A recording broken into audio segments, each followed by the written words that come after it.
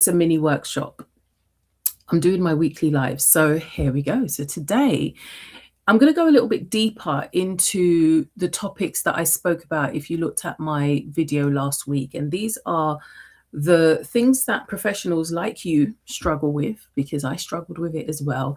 And it's how to protect your energy before burnout even starts.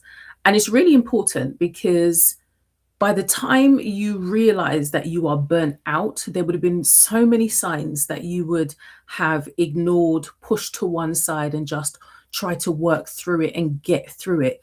It's kind of like going on a journey, and there's all these different road signs, with, stops ahead and the road narrowing, and all of this is happening, but you're continuing to go. And then finally you find yourself in a bog. And how do you get out of it? Sometimes it's really hard to do the work to get yourself out. So today we're going to look at what it takes and what are the signs that you need to look at. Actually, what are the signs that you need to look at to know that you are going down a road that is leading to burnout. So if you watched my latest video, I spoke about boundaries. I spoke about regulating your nervous system and also reconnecting with who you are outside of work. So today we're going to unpack these live in the form of a mini workshop with real examples and self-reflection. And I thought I'd do it this way so that you can work in real time on the things that may be happening and occurring for you. And especially at this time of year, because this is a time of year where, not only are the days shorter and it's darker, but you've had an entire year of work on your shoulders, and you start looking at, 2026 looks like this bright prospect. You don't know what it's going to bring, but it can feel heavy at this point. And sometimes it can feel that you're stuck, no way out. What do you do? So we're going to work through it today. So before we begin fully, I'd love it if you commented in the chat. And if you feel a little bit self-conscious because you don't know who might be watching and who might be watching your activity online, if you're in work, and we know those kind of things happen. But if you can, put it in the comments. What's the one thing that drains your energy at work right now? And like I said, if you're feeling a little bit self-conscious, stick it in the DMs.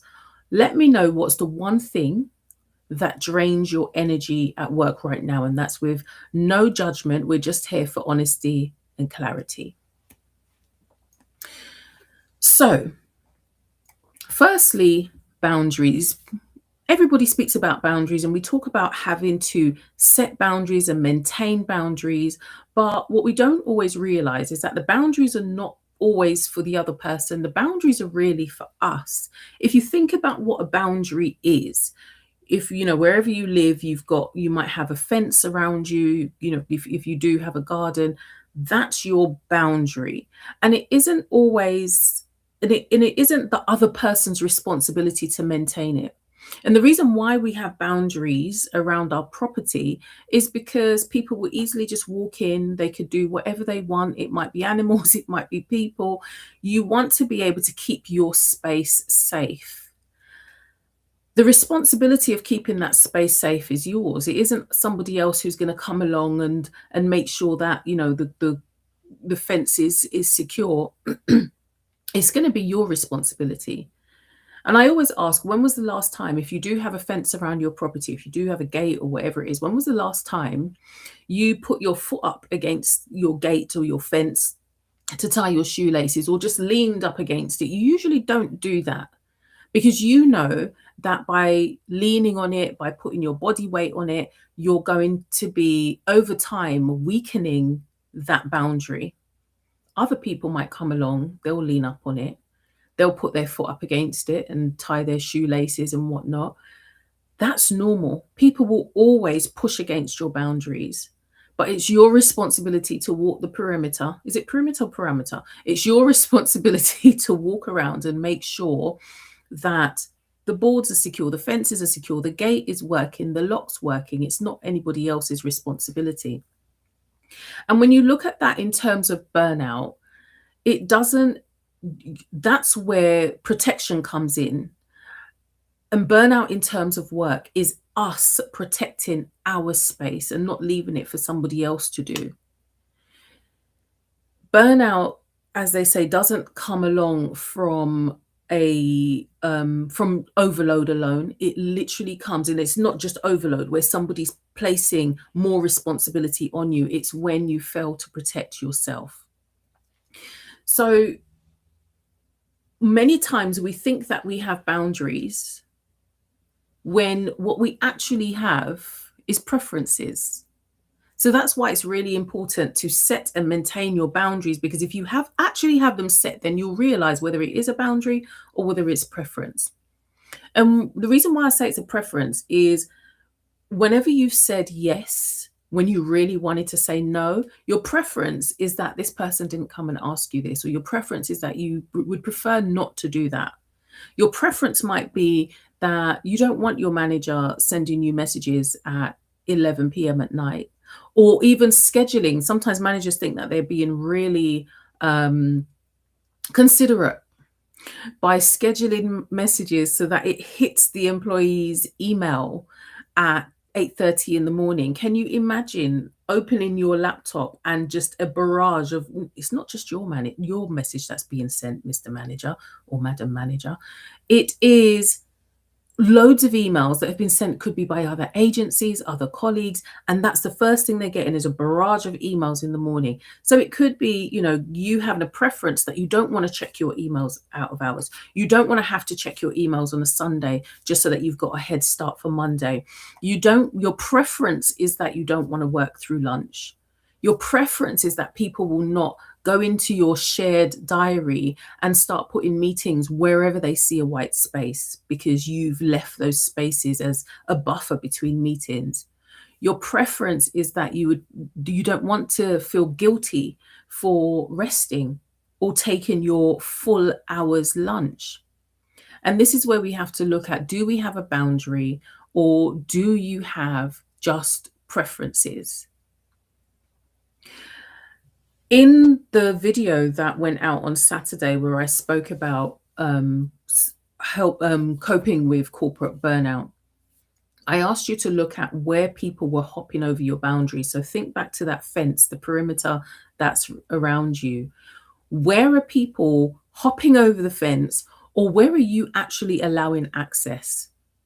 If you go for walks through the countryside, you will see those fences that separate they're fences that separate fields. Some of them are fences, some of them are brick walls. And many times as you walk down the wall, down the fence, there's ways in, and I think some of them are called stiles, where you can walk over, or there's little gates that you can go in. And any fence, any gate, as you walk along, you can find ways in. Where are we making it easy for people to get in and then blaming them for breaching our boundaries? So tonight, oh, it's so dark, I'm thinking it's tonight. So today, let's look at that a little bit closer in terms of your boundaries.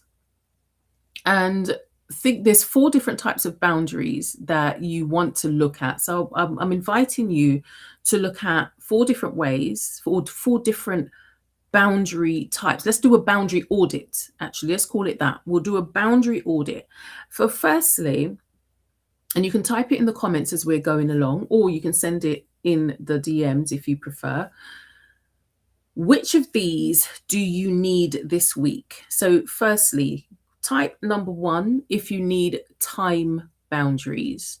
And time boundaries means no emails after hours. So you're not checking your emails, and you don't want to be bothered after hours with your emails, or just, 6, 7 o'clock in the morning when your working day may start at 9. Do you need time boundaries? Put a 1 in the comments or in my DMs. Do you need space boundaries? Is it that you need to get up physically and get away from your desk so that you can actually have lunch? So number 1, not eating at your desk. Or number 2, actually getting up and leaving, because a lot of the times you might think, oh, I'm having lunch on my desk, and then you don't even end up eating your lunch, or you're disturbed throughout. So do you need space boundary? Number 2, it's just one example. Number 3, do you need an energy boundary? Do you need to protect your quiet time? And that could be taking yourself away from, you might be sitting in an open plan office, you might even have your own office, and there's that constant barrage of, I need a couple of minutes of your time. Do you need to put something on your door? I used to have something that I used to put on my door to say, I'll be done at this particular time, or in a meeting, do not disturb. Or do you need to physically get up and find a quiet space in the office so that you can protect your energy?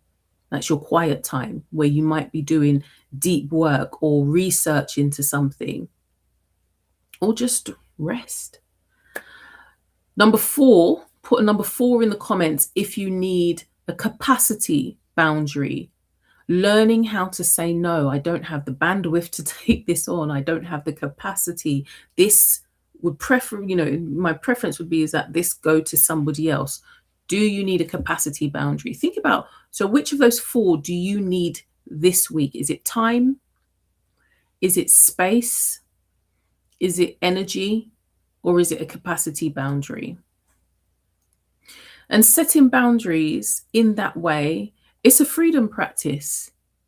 Many people don't set boundaries like that because they think that by doing that, you're not playing the game, you're not a team player, and you might be and you might be difficult. But it's actually honoring your nervous system. That's what we're going to go on to next. It's honoring your well-being. It's honoring your identity. So let's look at the nervous system. That was the second thing that we spoke about in the video on Saturday. And that's a missing skill. Because when we look at burnout, and a lot of the times when we bring in, I've been up in those corporate spaces where a burnout coach might be brought in, and they first start talking about resilience, and you have to build your resilience, because many times burnout is looked at as a mindset problem. And this puts the onus back on the individual. And I mean, the onus does sit with you as an individual, but it doesn't always look at what workload are they dealing with? What do the resources look like? How has the job changed in the past year, 2 years, 5 years that they've been there? How are they expected to cope if there have been these changes? And burnout, as I said, is seen more as a mindset problem when it's actually a nervous system problem. And so when you start talking about building resilience, you're telling the person you're not strong enough to deal with all of these problems, when if the issues were sorted out, then your nervous system wouldn't be triggered. And it's a nervous system problem because our bodies were not designed to sit in adrenaline-fueled spaces for 8 hours plus at a time. And 8 hours, yes. And then if you're going home and logging on, then you're adding on top of that. And depending on where you're working, it might be, high stress situations. It might be, that you're assessing. Where I was working, you were assessing risk. There were victims to think about. And you're dealing with that. And there's never an off switch. Even if you're on holiday, there's never really an off switch. I remember, and it doesn't happen so much now. But there were times where, the news will come on. And I know that this happens to my colleagues right now in the organization that I used to work with. The news comes on and it's, this thing has happened. And your first thought is, oh my gosh. And if it's not on your patch, then you're worried about whose patch is it on? How is it going to damage the reputation of the organization? How is it going to damage the reputation of the person who is managing this case? And that type of stress is not healthy to be under for any long periods of time. But that's how you're expected to work, because that's what the work entails. And so regulation looks like knowing your energy cycles is one of them. So what time of day are you at your sharpest? What time of day does your energy dip? And the way that you can cycle your energy and understand how to work with your energy levels is, for example, not forcing yourself to do things at 4 o'clock if you know that your energy dips at 2 o'clock. That was fully me. That was fully me.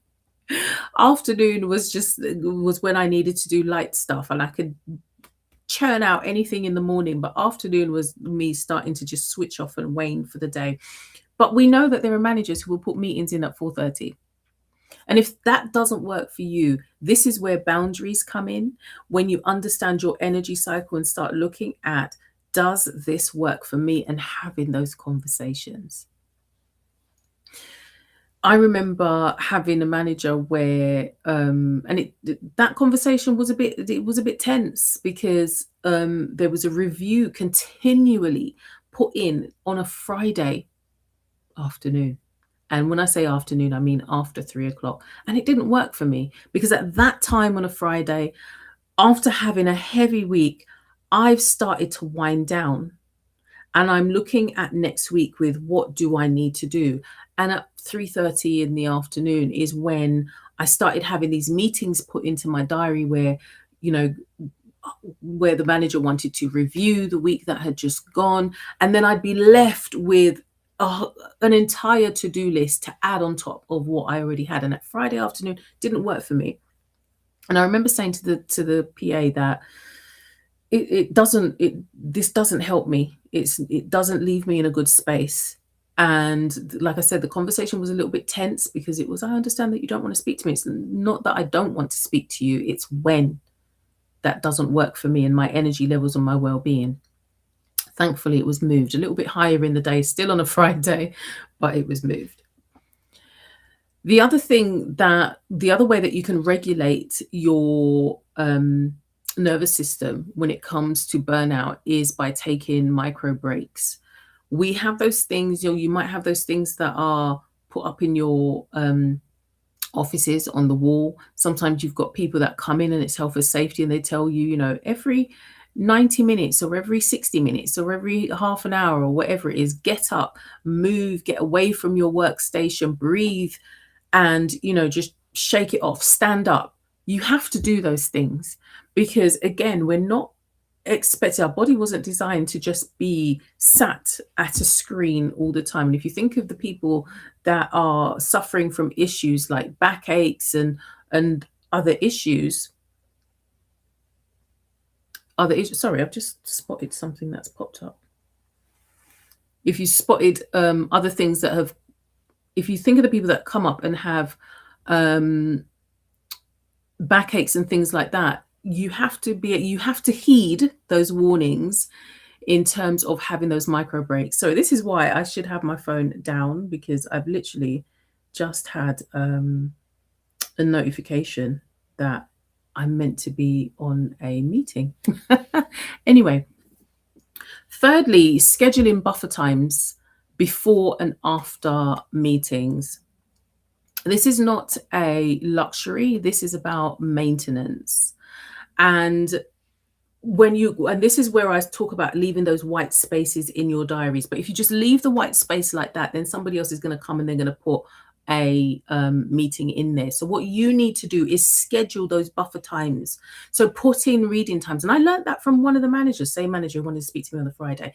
But I learned that from that manager, that when I looked at their diary, they would have the meetings all put in there, but they would also have reading times. So that's the time when they are getting into the headspace so that they can be at their best going into meetings. And how often has that happened to you, where you're running back to back to back and you've had meetings back to back and you're sitting in a meeting and you're starting to confuse what's happened in that meeting with that meeting? You need your buffer space and schedule it in so that your time is honored. And off the back of that, it's how you recover as well from high stress moments. What do you do if you've had a difficult meeting? Do not just dive straight back into work, back to back to back meetings. Give yourself and your system time to settle. So one of the things that you can practice, getting up, walking away from your desk and having that time, just change your state, really does work well. I think it's Tony Robbins. Well, everybody talks about it really, that, changing your state really does work. But even before that, just regulating how you're breathing and how you're feeling, because a lot of the times it doesn't start with you just feeling tired. It starts with you feeling anxious. And if you're sitting there and your chest ever starts feeling tight and you're starting to get that headache, you do sometimes just need to regulate where you are. It could happen after a difficult conversation or, a meeting that didn't go so well. Give yourself like a 60-second reset, and literally 60 seconds is what you need a lot of the times before you get up and go out and do your walk. But sit down, and you can try that now if you want. Sit down with your feet, both feet flat on the ground. And as you take a deep breath in, you want to count to 5. So deep breath in for 5. Actually, put your hands on your lap, or you can put your hands on your heart if you want. Hold that breath for 5, 3, 4, 5, and then exhale for 7. And as you exhale, feel your shoulders relax. And then you can do that again. In for 5, 4, 3, 2, 1. Hold for 5, 4, 3, 2, 1. And then exhale for 7. And sometimes you just really need that pause because your nervous system isn't asking for perfection. Right, you can breathe normally now. I know I said exhale, but you can breathe normally now. Your nervous system isn't asking for perfection. It's just asking you to just stop for a minute and pause. So the third section, we've looked at boundaries, we looked at our nervous system, and the third thing that I spoke about in that video was our identity outside of work. And that is really our burnout shield, because this is the bit that no one really speaks about. Because when your entire identity is latched onto your role, onto what you do in your work, that's really dangerous. And that's where burnout can easily creep in. If you forget who you are outside of your job title, that's when your hobbies start disappearing. Your weekends are no longer about resting and doing things that fill you up. It's more about recovery. The people that you used to spend time with, you hardly see them anymore, not because they're busy, but you're probably both all dealing with burnout. And I want you to ask yourself, and you can put that in the comments or you can just keep that one to yourself. What part of you have you been neglecting because of your work? Is it your creativity? Is it your friendships? Is it rest? Is it movement? Is it joy? Is it hobbies? Is it travel? Which of those, I mean, if you did put them in the comments, that would be really good so that I can see where is it that you are neglecting yourself. Because when you nourish yourself outside of work, that's when you can insulate yourself, emotionally insulate yourself from burnout. Because that way, your identity and your worth isn't tied to a performance review. Your ability to feel joy isn't attached to how a meeting went or didn't go well at work. And your identity isn't held hostage in a way by your inbox. You're able to connect to who you are outside of that role, outside of that position, outside of that title, and have an identity that exists outside of that. And I don't think we speak about that enough. And one of the things that I want to ask you is, if your job disappeared tomorrow, who would you be? And, reflect on that. Who would you be if your job disappeared tomorrow? Think about who that person is, because that person deserves your time and attention today. They don't deserve the version of you that you've become because of how you're expected to work. So let's pull everything together that we've been talking about this morning. And with the understanding that burnout is not prevented or protected or reversed by you becoming stronger. There's that thing that says, and I saw it on a quick, what was it? What doesn't bend breaks.